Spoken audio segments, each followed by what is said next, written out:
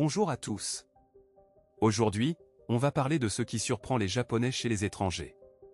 Beaucoup de choses étonnent les Japonais chez les étrangers, et vice-versa, mais je vais me concentrer sur 3 aspects qui me concernent personnellement et qui, je pense, touchent beaucoup d'entre nous. Ce sont des choses normales pour nous, mais qui surprennent réellement les Japonais.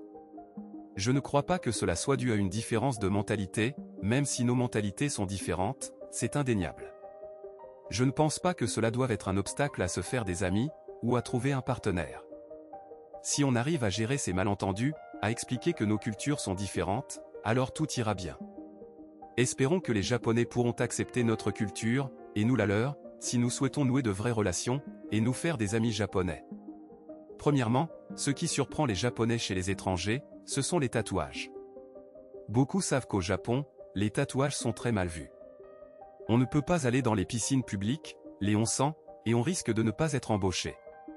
J'ai déjà fait une vidéo sur ce sujet, car beaucoup d'entre vous ont vu mon Instagram et savent que je suis tatoué. Je n'entrerai pas dans les détails ici, car il y a beaucoup de nuances.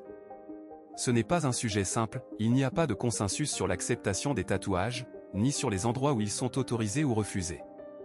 L'attitude des Japonais envers les tatouages est donc complexe et souvent négative, mais on observe une évolution progressive.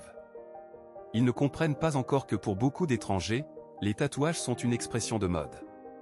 Aux États-Unis, par exemple, un adulte sur 5 a au moins un tatouage. Le Japon reste très conservateur sur ce point, associant souvent les tatouages à la yakuza. C'est dommage, et même absurde au XXIe siècle, mais j'espère que les mentalités évolueront. Dans une prochaine vidéo, j'expliquerai pourquoi et comment cela pourrait changer. Deuxièmement, ce qui choque beaucoup les Japonais, notamment ceux venant de l'ex-URSS, c'est le jeune âge auquel on se marie. Je ne dis pas que tout le monde se marie jeune, c'est très individuel, mais statistiquement, l'âge moyen du mariage dans les pays de l'ex-URSS est de 22 ans. Au Japon, cet âge moyen est beaucoup plus élevé, autour de 30 ans pour les femmes et 32 ans pour les hommes selon les statistiques de 2022 de l'Agence japonaise des affaires intérieures. Il est difficile pour les Japonais de comprendre que beaucoup de couples se marient, voire ont des enfants, alors qu'ils sont encore étudiants. Je connais beaucoup de personnes qui se sont mariées durant leurs études universitaires. Personne ne dit que c'est bien ou mal, mais c'est une réalité dans nos cultures. Et même quand les Japonais acceptent ce fait, la perception change. On est catégorisé différemment, on n'est plus considéré comme un jeune adulte célibataire, mais comme une personne mariée, ce qui modifie les interactions sociales. J'ai moi-même vécu cette expérience. Au Japon, le mariage est considéré comme un changement de statut plus important qu'ailleurs, influençant les relations sociales et amicales. On est moins susceptible d'être invité à certaines soirées ou événements, et on est perçu différemment par ses amis.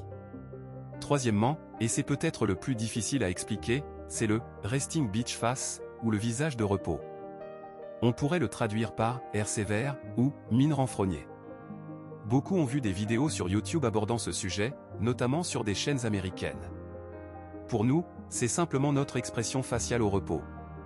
On ne pense à rien, on est détendu, et notre visage ne reflète pas forcément notre humeur. Ce n'est pas parce que nous n'avons pas un grand sourire que nous sommes de mauvaise humeur. Si des Russes vous abordent dans cet état, ils vous demanderont certainement si tout va bien.